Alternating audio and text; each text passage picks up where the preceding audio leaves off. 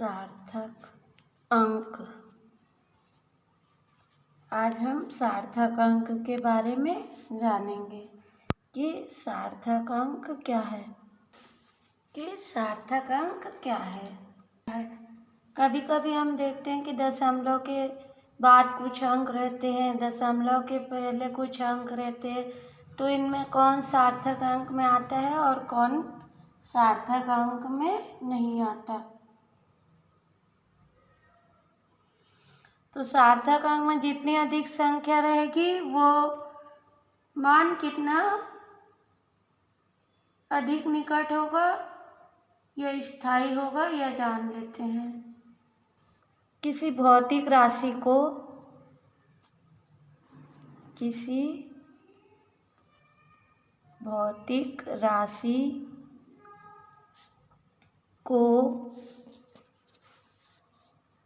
यथार्थतापूर्वक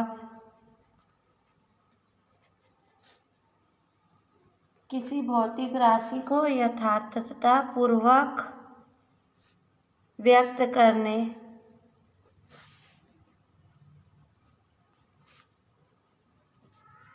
के लिए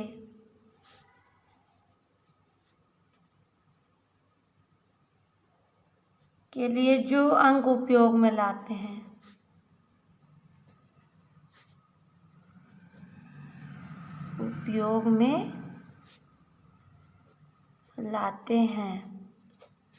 किसी भौतिक राशि को यथार्थतापूर्वक व्यक्त करने के लिए जो अंक उपयोग में लाते हैं उसको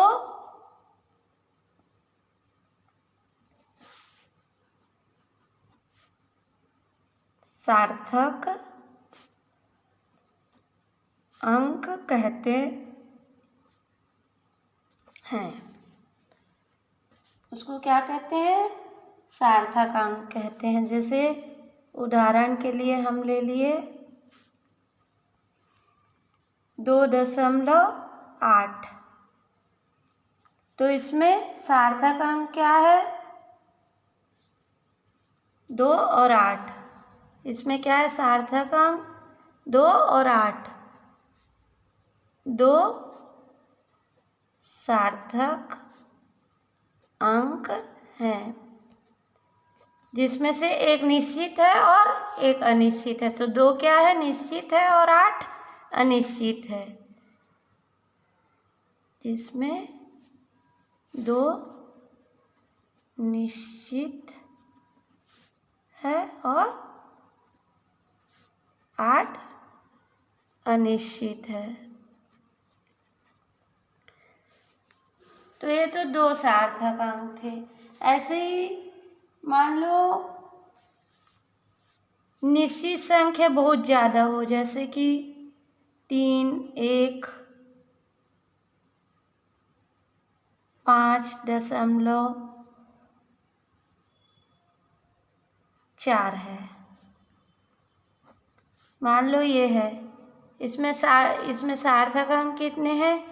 इसमें सार्थक अंक 4 है।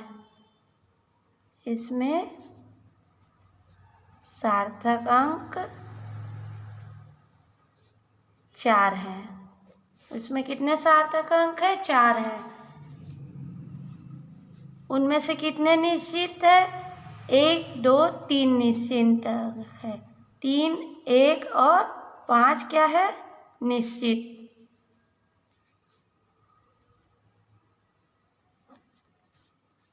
3, 5 क्या है?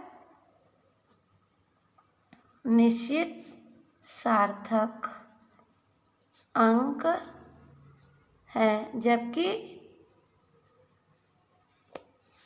4 अनिश्चित है। ठीक है। तो सार्थक अंकों की जितनी अधिक संख्या होगी निश्चित सार्थक अंकों की,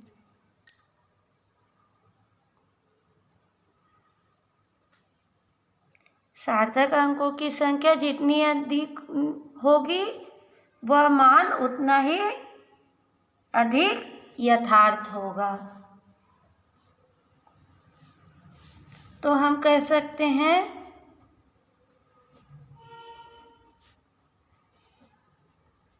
किसी मापन में सार्थक अंकों की संख्या जितनी अधिक होगी वह किसी मापन में सार्थक अंकों की जितनी अधिक संख्या होगी वह क्या होगा? वह माप यथार्थता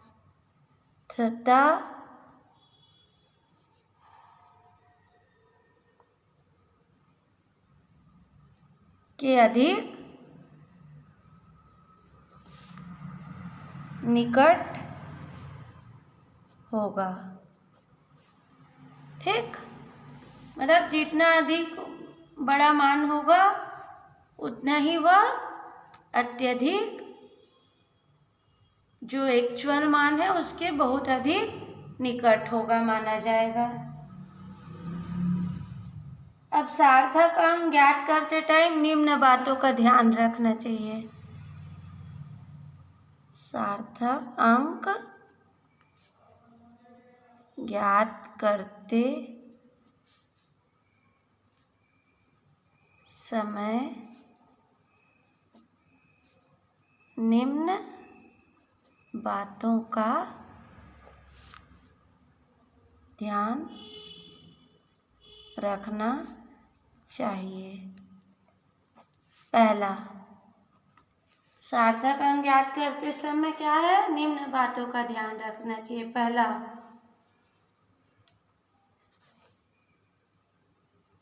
मान लो कोई सार्थक अंक, पहला दशमलव का ध्यान रखना चाहिए।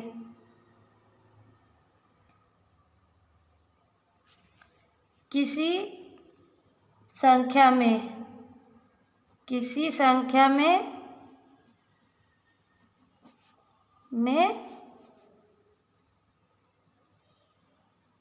दशमलव का स्थान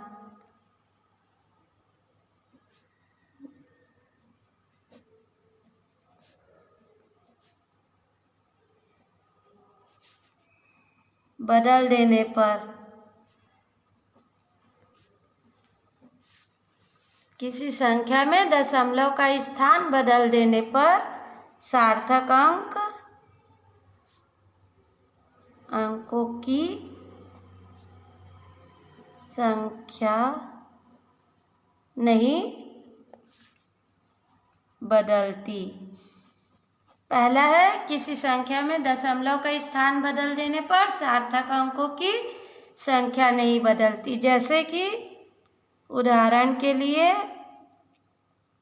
1, 4, 5, 6 दशमलव है तो इसमें सार्थक अंक कितने हैं? 4। इसमें सार्थक अंक 4 हैं। अब यदि दशमलव को अपन चेंज कर देते हैं, 1, 4.56 कर दिया तो भी सार्थक अंक 4 ही होंगे। जब ऐसा कर दिए अपन तो भी सार्थक अंक 4 ही होगा। मतलब दशमलव के स्थान बदल देने पर भी सार्थक अंकों की संख्या वही रहती है। सेकंड है, अब दूसरा है 2 अशून्य संख्याओं। 2 अशून्य संख्याओं मतलब कोई भी नेचुरल नंबर है, जैसे 1, 2, 3 एक्स्ट्रा, इनके बीच यदि शून्य हो,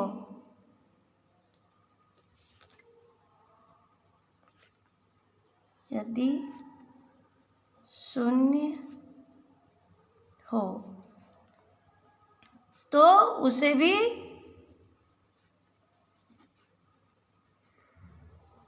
सार्थक अंक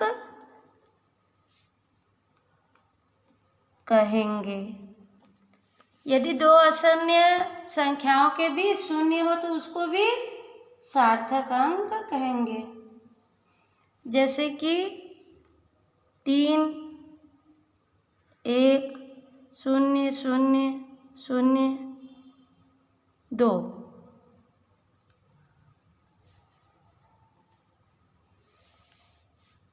ठीक है, जैसे कि ये उदाहरण है ना, तो इसमें सार्थक अंक कितने? 1 2 3 4 5 और 6। ये शून्य को हम नहीं छोड़ेंगे, ये शून्य भी हम गिनती में लेंगे। तो 3 3 6, तो इसमें सार्थक अंकों की संख्या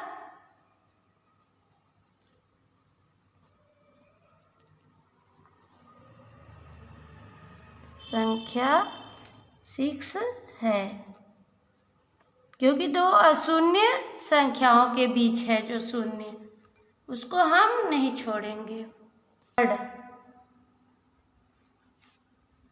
प्रथम अशून्य संख्या है, कोई अशून्य संख्या है तो उसके बाईं ओर जितने भी, तो उसके बाईं ओर जितने भी शून्य होंगे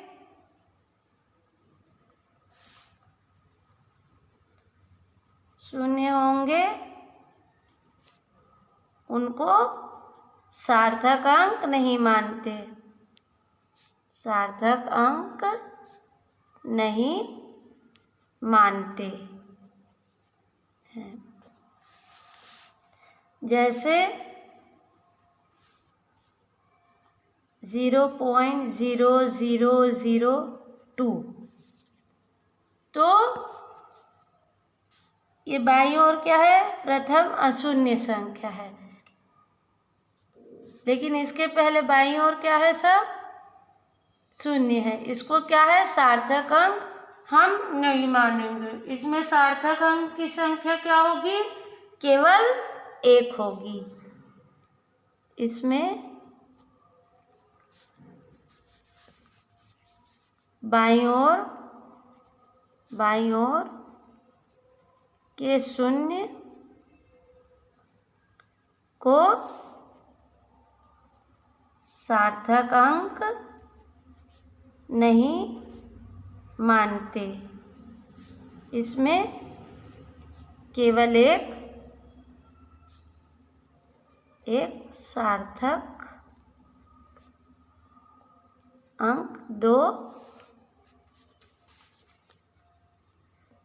है। इसमें केवल एक सार्थक अंक 2 बस है। अब जैसे उदाहरण ले लिए हम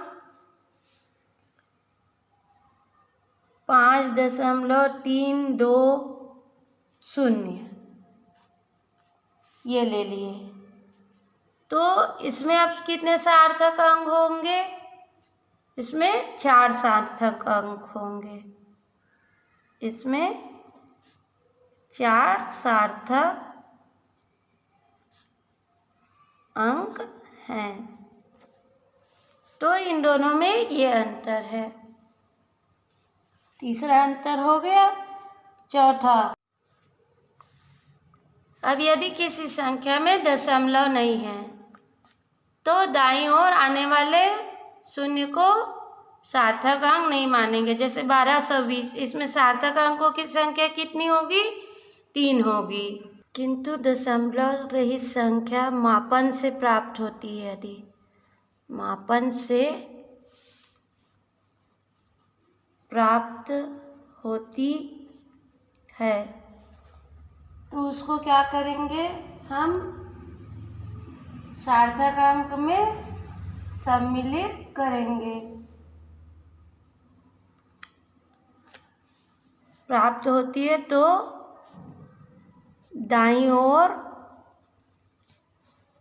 के अंत में आने वाली संख्या को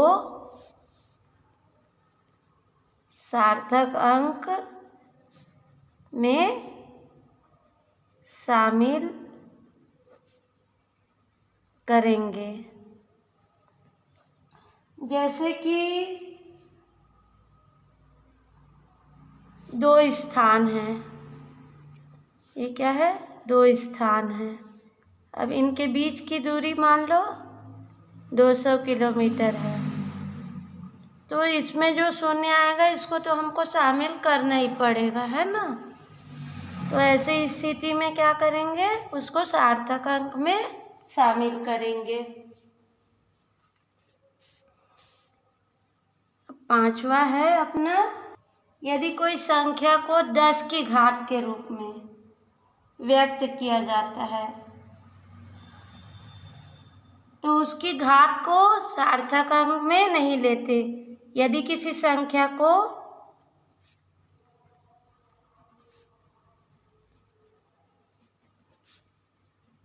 यदि किसी संख्या को 10 की घात के रूप में व्यक्त किया जाता है तो उसके घात को क्या करेंगे हम, तो उसकी घात को सार्थक अंक नहीं कहेंगे।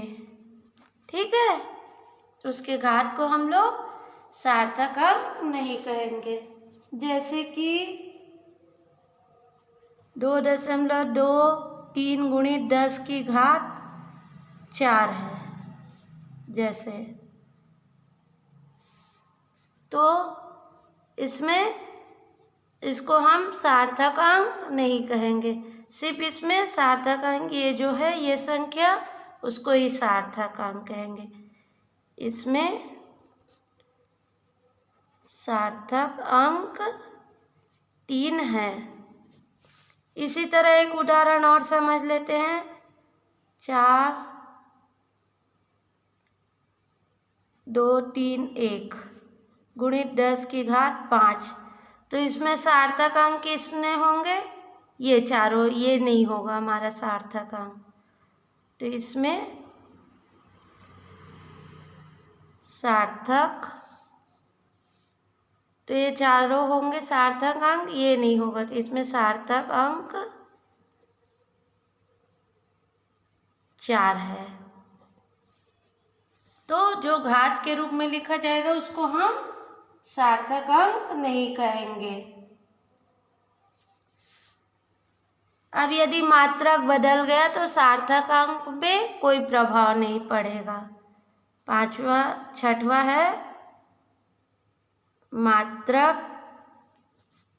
के बदल जाने पर सार्थक अंक में कोई प्रभाव नहीं पड़ेगा।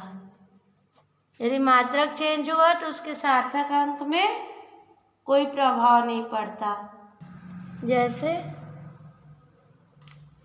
है हमारा, जैसे उदाहरण के लिए ले लिए 0.0432 मीटर। अब इसको हम चेंज कर दिए सेंटीमीटर में, तो ये आ गया 0.32, तो इसमें सार्थक अंक में सेंटीमीटर, तो पहले 0.0432 मीटर में सार्थक अंक कितने थे, 3 थे। तो मात्रक बदलने पर सार्थक अंक 3 ही रहे, है ना। मतलब सार्थक अंक में कोई भी फर्क नहीं पड़ा यदि मात्रक चेंज हुआ तो। आज हम संख्याओं के निकटतम अर्थात राउंडिंग ऑफ नंबर। क्या होता है, कई बार हमको गणना से जो संख्या प्राप्त होती है उसको एक निश्चित सार्थक अंक में लिखना होता है, तो उसके लिए कुछ नियमों का उपयोग करते हैं। तो उनमें सबसे पहला नियम है, यदि छोड़ा जाने वाला अंक छोड़ा जाने वाला अंक 5 से अधिक है, 5 से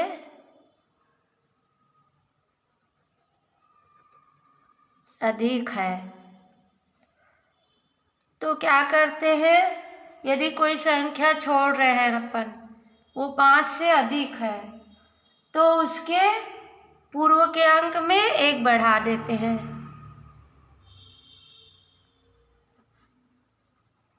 पूर्व माने पहले के अंक में 1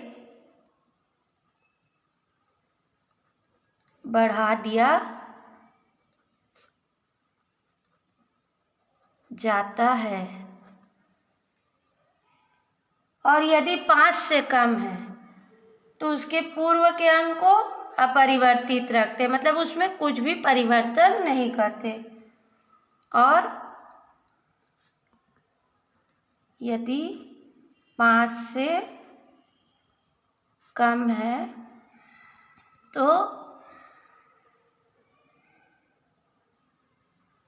उसके पूर्व के अंक में कोई परिवर्तन नहीं करते हैं।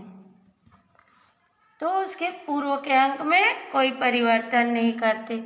इसको हम एक एग्जाम्पल द्वारा समझते हैं। उदाहरण के लिए मान लो कोई संख्या ले लिए हम 2.656, तो इसमें सार्थक अंक कितने हैं,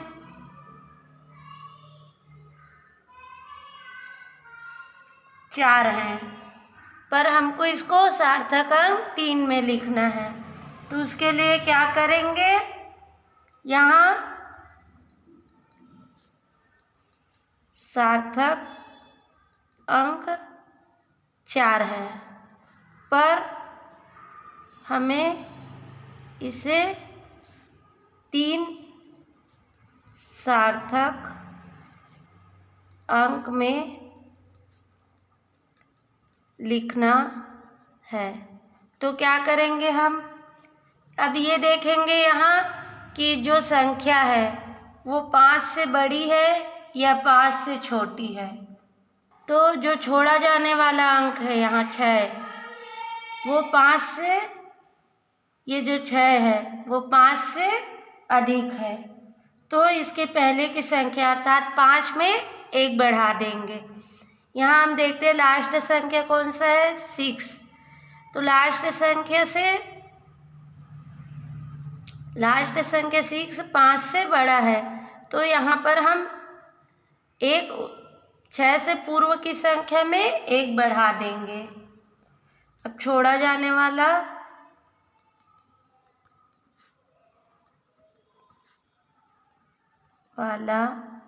अंक 6 है, जो कि 5 से बड़ा है। इसलिए 6 से पूर्व के अंक में हम 1 बढ़ा देंगे। अब जब 1 बढ़ा देंगे तो हमको नई संख्या क्या प्राप्त होगी? तो नया सार्थक अंक 2.66 प्राप्त होगा। ठीक, ये पहला नियम है। तो दूसरा, मान लो संख्या 2 7 6 3 1 है। तो इसमें 5 सार्थक अंक हैं, पर हमको क्या करना है? इसको 4 सार्थक अंक में लाना है। अब इसको 4 सार्थक अंक में लाना है। तो उसके लिए देखेंगे कि लास्ट जो संख्या छोड़े वो 5 से कम है या ज़्यादा है। तो हम देखते हैं कि 1 में 5 से ज़्यादा है, कम 1 है, मतलब 5 से कम है। तो सबसे पहले क्या करेंगे? लास्ट नंबर देखेंगे। तो यहाँ छोड़ा जाने वाला अंक 1 है, जो कि 5 से कम है, और जो उससे पहले के है वो 3 है, वह भी 5 से कम है, और जो उससे पूर्व का अंक है वह भी 3 है, जो कि 5 से कम है। तो ऐसे स्थिति में क्या करेंगे? हम जो पूर्व का अंक है उसको अपरिवर्तित रखेंगे, क्योंकि ये लास्ट का अंक हमारा 5 से कम है। इसलिए 1 के पूर्व की संख्या 3 को अपरिवर्तित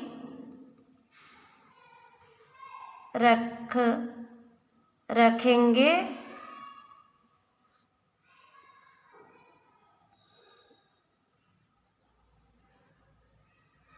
और 1 को छोड़ देंगे। तो नई संख्या हमको 2.763 प्राप्त होगी, जिसमें 4 सार्थक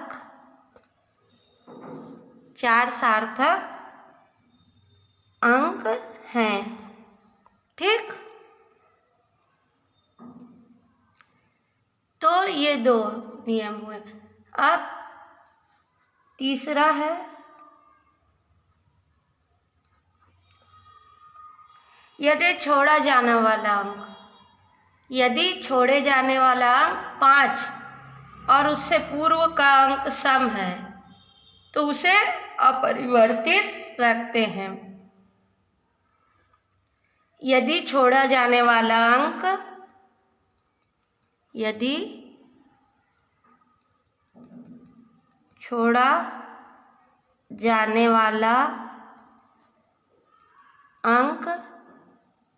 5 है, यदि छोड़ा जाने वाला अंक 5 है और उससे पूर्व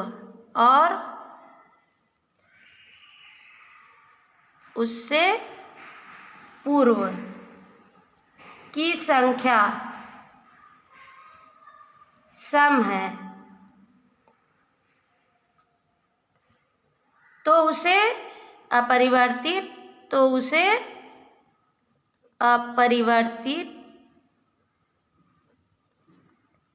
रखते हैं। तो उसे क्या करते हैं? अपरिवर्तित रखते हैं। किंतु यदि पूर्व में विषम संख्या है, किंतु यदि पूर्व में विषम संख्या है तो एक बढ़ा देते हैं। ठीक, तो अपन एक बढ़ा देते हैं। जैसे उदाहरण के लिए 3.65 में इसमें लास्ट का अंक है 5 और उससे पहले 6 है, तो 5 से पूर्व 6 है जो कि सम संख्या है।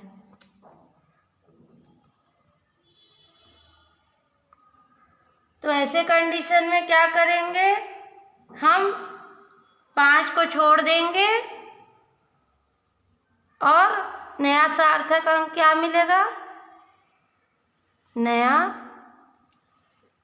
सार्थक अंक 3.6 मिलेगा। इसमें 5 को छोड़ देंगे क्योंकि 5 से पूर्व की संख्या सम है इसलिए, और सीधे लिख देंगे 3.6 नया सार्थक अंक। अब दूसरा एग्जाम्पल है 3.75। कोई संख्या है जिसमें 5 से पूर्व क्या है? 7 है। अब 5 से पूर्व 7 है मतलब कि 7 क्या है? अपनी विषम संख्या है। तो ऐसी स्थिति में क्या करेंगे? तब दी गई संख्या में एक बढ़ा देंगे। 5 से पूर्व 7 है जो कि एक विषम संख्या है, इसलिए 5 से पूर्व की संख्या में एक बढ़ा देंगे तो नई संख्या हमें 3.8 प्राप्त होगी।